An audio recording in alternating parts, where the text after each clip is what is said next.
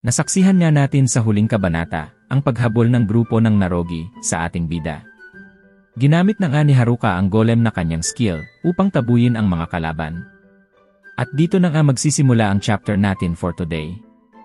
Nagsimula nga ang chapter na ito sa selebrasyon nilang tatlo dahil hindi na nga sila sinundan ng mga kalaban.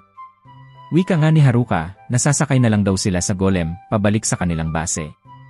Kaya naman matapos nga nito ay agad niyang kinuha ng golem ang espiya upang isakay na ito sa kanyang mga balikat. Humihingi nga ng pasensya si Haruka sa golem dahil kailangan pa daw nitong lumabas para lamang maitaboy ang mga kalaban. Then bigla ngang gumalaw ang golem at okay lang daw yon. Kaya naman dahil nga dito ay natakot na siya at sigaw nga nito na pwede daw bang magdahan lang ang golem sa paggalaw. Then nang makabalik na nga si Haruka sa Omi City, ay sinalubong nga sila ng kanyang mga kaklase, masaya nga silang lahat sa pagbabalik ni Haruka. Then agad niya niyang tinanong ang ating bida na pwede pa daw ba siyang manatili sa Omi City. Inisip naman ng ating bida na posibleng pakiramdam daw nito na guilty siya dahil nagpunta lang naman daw ito sa Omi City upang maging espiya. Kaya naman wika nga ni Haruka na pinakita daw nito ang kanyang katapangan at hindi daw ito natakot kay Narogi, kaya naman wag daw itong mag-alala. Natuwa nga siya dahil sa sinagot sa kanya ni Haruka. Kasabay nga nito, ay agad nga niyang niyakap si class president ng mahigpit, habang tugon niya ni Haruka, na wala daw ni isa sa kanyang buong klase, ang magsasabi ng masama sa isang transfer student. Kasabay nga nito, ay babalik na nga sila sa kanilang kampo, dahil nagluto daw sila ng napakasarap ng pagkain. Then napapaisip nga si Haruka. Ang pinaka-pinagtataka niya daw, ay ang existence ng kingdom, sa loob ng teritoryo ni Narogi. May kapangyarihan nga daw si Haruka na baguhin ang lifestyle ng buong Omi City at pati ang terrain nito. Ngunit hindi daw magtatagal at makikilala daw siya ng lahat. At mukhang nasobrahan daw siya sa paggamit ng skill nang gawin niyang golem ang isang malaking bundok. Kasabay nga nito ay dito na nga pumasok sa isip ni Haruka ang isang ideya. Na pwede pa din daw niyang gamitin ang golem. And since nasa kanya pa daw ang Labyrinth's King Ring ay magagawa daw niya ang kahit na ano. Madami pa daw silang mga supply ng pagkain na ibinigay sa kanila mula sa village. Kaya din daw niyang gumawa ng mga damit at mga pang-araw-araw na kailangan. Madami din daw mga metal deposit na pwede niyang minahin. Posibleng-posible daw talaga at magagawa daw niya ang kahit na ano.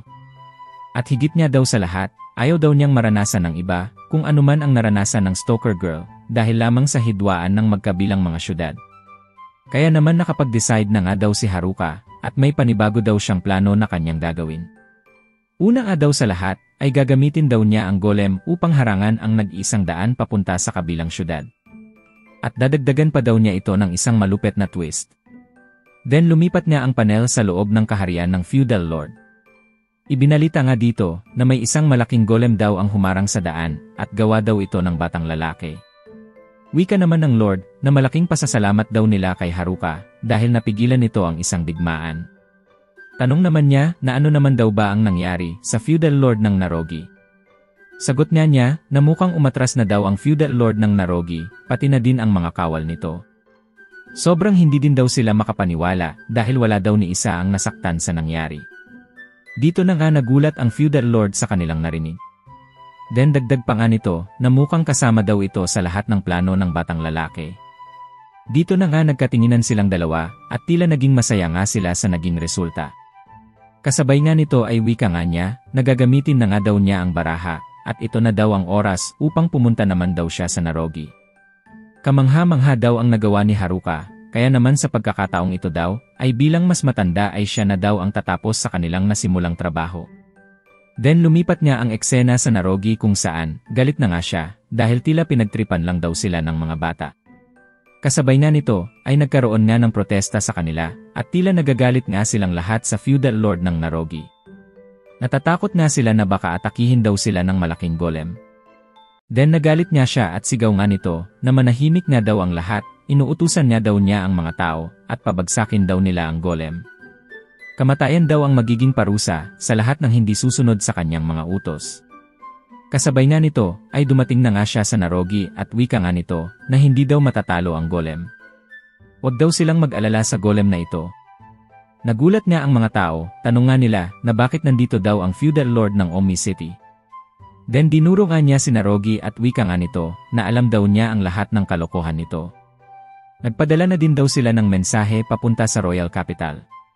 At ilang oras na lang daw at matatanggal na ito sa kanyang posisyon. Dito na nga sumigaw ng malakas si Narogi at tila hindi na nga niya alam ang gagawin. Wika nga ni Melo Totsuma, nakurakot daw ang feudal lord ng Narogi, tinataasan daw nito ang tax sa mga mamamayan at gumagawa din ng mga toll tax para sa pag-import ng mga goods papunta sa kanila. Ginagamit lang daw nito na proteksyon sa mga halimaw ang ginawa nitong toll, ngunit nais lang daw nito na makinabang at kumita ng malaking pera. Then wika nga ni Melo na feudal lord ng Omui na may sasabihin daw ba si Narogi. Sagot naman nito na sorry nga daw sa lahat ng kanyang mga nagawang kasalanan. Then tanong nga ng mga tao na ano na daw ang mangyayari sa kanilang lahat ngayon. Sagot niya ni Melo na wag daw mag-alala ang lahat hanggat wala pa daw feudal lord na papalit ay siya daw muna ang mamumuno para sa lahat. Then napangiti na ang mga tao sa kanilang mga narinig. Then sigaw nga niya para sa lahat na ang malaking tax daw na ipinatong ni Narogi ay babawasan daw niya hanggat posible.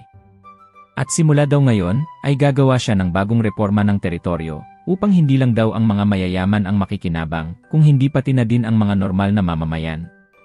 Tapos na daw ang lahat ng bangunot para sa lahat at panibagong Narogi na daw ang sisibol para sa lahat. Kasabay nga nito ay nagsigawan na nga ang mga tao dahil sa mensahe ni Melo na feudal lord ng Omi City. Inisip naman ni Melo na isa na naman daw syudad ang nailigtas dahil sa kabayanihan ginawa ni Haruka. Then lumipat niya ang eksena sa ating bida kung saan wika nga nito na okay na nga daw ang lahat. Simula na daw para gumawa siya ng isang golem labyrinthification. Gagawin nga niyang labyrinth ang golem na kanya din ginawa. Kasabay nga nito ay nakagawa na nga si Haruka ng isang tunnel ng labyrinth at kung sino man daw ang papasok sa Omni City ay papasok daw muna sa loob ng labyrinth.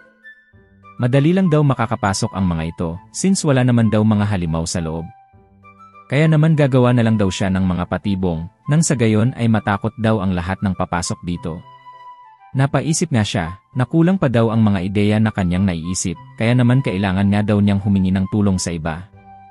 At kailangan nga daw niyang mamili sa dalawang ito. Dagdag pa nga ni Haruka na nasasabik na daw siyang ibalita ang lahat ng ito sa mga boys. Then nang nakwento nga ito ni Haruka ay wika nga nila. Tanong nga niya na totoo daw bang gumawa si Haruka ng mga patibong sa kung sino man ang papasok sa Omni City ay matatakot na pumasok. Tanong nga niya na totoo daw ba ang ginawa ni Haruka. Then bigla nga silang nagkatinginan at wika nga nito na mukhang maganda nga daw ang mga naisip ni Haruka. Napangiti naman si Haruka dahil talagang inaasahan nga niya ang mga ito pagdating sa paggawa ng mga ideya. Kapag si Ota daw ay isinama sa isang adik sa isekai at isang adik sa mga treasure, magiging isang napakatinding peres daw ang mga ito. Then wika nga niya na pakiramdam daw niya na parang bumalik daw sila sa kanilang high school days. Nang makapunta daw sila dito ay pakiramdam daw niya ay naging tunay niyang kaibigan ang lahat. Then tanong nga niya kay Haruka na ganun din daw ba ang nararamdaman ng ating bida. Napayukong bigla si Haruka at inisip nga nito. After daw nilang makapunta dito, ang klase nilang dating malungkot ay nagiging masigla na at nagiging isa. After nga nito, ay naglakad na nga si Haruka at sagot nga nito na nais lang daw niyang matapos na agad ito upang makabalik daw siya gubat at mamuhay ng mag-isa. Napangiti naman sila at inisip nga nila para kay Haruka. Na alam daw nilang lahat na ginagawa ni Haruka ang makakaya nito para sa kaligtasan nilang lahat. Pinoprotektahan din daw ni Haruka ang ekonomiya ng Omui laban sa bayan ng Narogi. Ginawa daw ni Haruka ang lahat ng ito upang makapamuhay daw silang lahat ng ligtas at matiwasay. Kaya naman malaki daw ang pasasalamat nila para kay Haruka.